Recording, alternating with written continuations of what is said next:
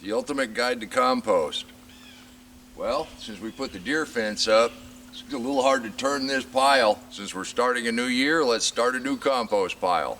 2025 is going to come in like a lion. We've got that cold front coming through. Going to be quite a little bit of snow, a lot of cold weather. I think the garden's pretty much buttoned up for that. But it's time to go ahead and move this compost pile so I can finish laying mulch in here. So we got a nice layer of green. Now we're going to put some brown on it. Let's take a look at the ABCs of a compost pile. First, what do you put in a compost pile? I tend to shy away from the meat scraps and the fats. You want your pile to at least be 3 by 3 to heat up. Once it heats up, it will kill all pathogens and all seeds. Compost pile breaks down faster in the presence of air. The reason we like to turn our compost pile is it keeps it from going anaerobic. Keeps enough air inside. You also want to have enough moisture content. Too much moisture will let it go anaerobic. Good compost I'm going to put on top just to activate this a little bit. But you want to have enough moisture in there that all the little microbes can do their thing. So what do you put in a compost pile? You want to have layers of brown and green. Dried up leaves, dried up grass, old hay, old straw, shredded newspapers, cardboard boxes, all would be considered as browns. Greens, fresh cut grass, all kitchen scraps. Coffee grounds, well, they're brown, but they're still green. As long as you layer those together, 3 feet high or higher, you get enough air to them, they got enough moisture content. You turn them so that the outsides get into the middle so they have a chance to heat up. You're going to create some really nice compost. Now I've got a really good timing method. When the wife thinks it's time for me to turn that compost, she takes the intermediate bucket and comes out here and just dumps it. If I don't like where she puts it, I should have been on it. And I guess it's a pretty fair system since I'm the one that said, honey, I'll take care of that. Well, I guess right here is where we're going to turn that next compost pile. But for right now, let's go ahead and start putting our layers in for the real compost pile. And all I'm doing here is just kind of leveling this off a little bit. Get them in the corners. And then when we turn it, we'll move those corners into the middle next time. And right here, we've got a really nice layer of green. This time of year, though, our browns are kind of hard to come by. My wood chips are all working as mulch. The leaves haven't started to fall, so what do? Well, you got some other options. So let's go ahead and put in a layer of brown. And this is shredded up paper, newspaper, Riley's fur when we vacuumed. And the bag, that's a brown. And just like everything else, kind of spread this out evenly. And the bag, that works as a brown. Just set that in there. Unless you're using a magazine with that real slick surface, this kind of dye, it's made out of vegetables, so it breaks down. You're not a problem there. The other thing you can use is cardboard. We have a little bit of cardboard from when we started those last carrots. They've been weathered. They're breaking down already. So just kind of layer those in there. You don't want to make a mat of anything where it's going to become anaerobic. So now we got a little layer of brown. Let's put a little bit of kitchen scraps. There's some coffee grounds there. That's a green. Since we don't have the leaves or the wood chips right now, I do have some kind of halfway decomposed vines that we've taken off. We're going to kind of call this half brown, half green. I think that you could call brown. We're going to put a little bit more of this good compost in here. Kind of spread it around. Now to start heating this up good, we're going to go ahead and put lawn clippings on here.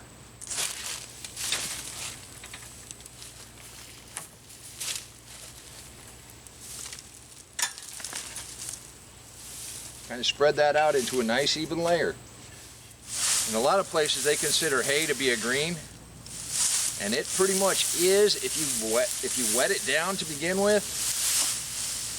This stuff, you could call this hay. There's some long grass that I cut a while back on the roadside and just let pile up, let dry down. Knowing that I didn't have a lot of brown, we're going to call this brown. A couple little forkfuls of this good compost on here. Get some of that good life going. Now there are definitive books on how to do this. And you want to have your ratios of brown and green.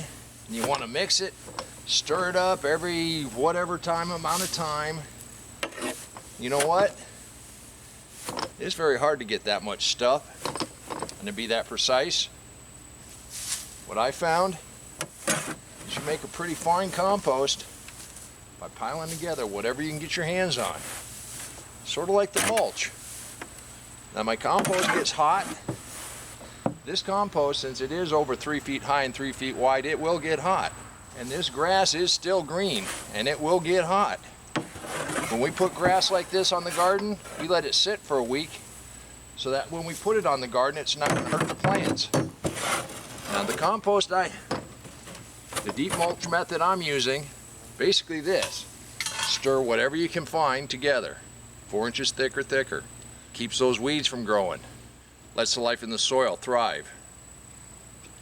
I like doing this for containers and for starting seedlings. I'm in no hurry. I can't get enough stuff gathered up to cover the entire garden in this kind of compost, so this works really well for me. I hope that encourages you. You don't have to follow any kind of rule book. All kitchen scraps. I'd leave the fats and the chicken bones and stuff out. You can compost those, but that's a little different deal. And I do not recommend that.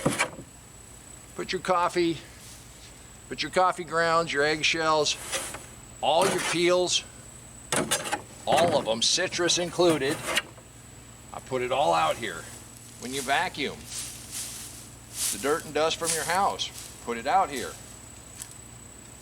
Your pet hair, put it out here.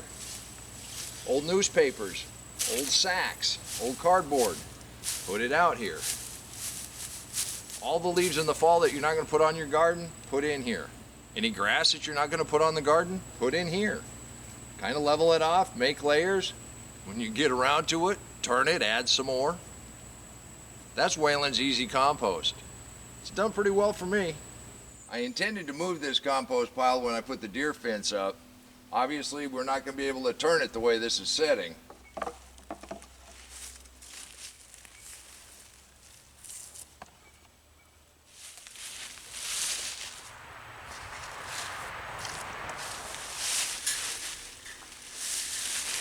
Pellet had been touching the ground. It's rotted off pretty much. And even without turning it for a little while, look how nice that breaks down. Look at the life that's in there. But that's the beauty of recycling material. Use what you have and make it fit wherever you want to put it. The reason I picked this area to put the new compost set up, we got a couple 3 mulberry trees that came up on their own, and I sure do like those mulberries. But it shades the northern part of this garden out a little bit. Our sunflowers and our okra that we planted back here the last 2 years didn't do so well. The way we're set up here, bay 1 is where the scraps are going to go. Then we will turn it into bay 2, which is tall enough all the way around. We'll be able to get that good and hot. And then we'll just finish it up in bay 3. And from there, we can take it out onto the garden. We can put it in containers. We'll use that finished compost for just about anything. Now that we've set this up and it's ready to go, it's warmed up enough we can go ahead and open up these cold frames. Preparing for that Arctic blast that's on its way, I made sure to get a nice layer of leaves all the way around, especially on that raised bed. I wanted to make sure we had leaves on the back side to insulate that. I also put a nice layer of wood chips on the back side of this cold frame, not so much to act as insulation, but to hold the plastic in place.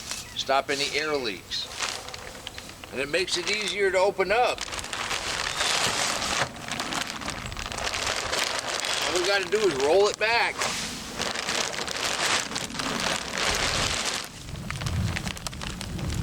And to close it up, it's just that fast. We should be good for the cold weather that's coming. Now that it's above freezing, I probably ought to bring in a couple more loads of leaves just for good measure. And looking at leaves, I'm going to come out here and get some of the Swiss chard. Today is January 1st, 2025, And to stick with Grandma's tradition, we're gonna have black-eyed peas, corn, and greens. It's supposed to be collard greens, I know, but I don't have any big enough right now. And instead of cornbread, we froze some corn on the cob, and that's what we're gonna have. And it's supposed to be good luck. The black-eyed peas, that's supposed to represent coins. The greens, greenbacks. And of course, cornbread represents gold bars. So corn on the cob, I'll take gold nuggets any day. You can do this too. And until next time, remember, take care of yourself, take care of your family, and God bless you.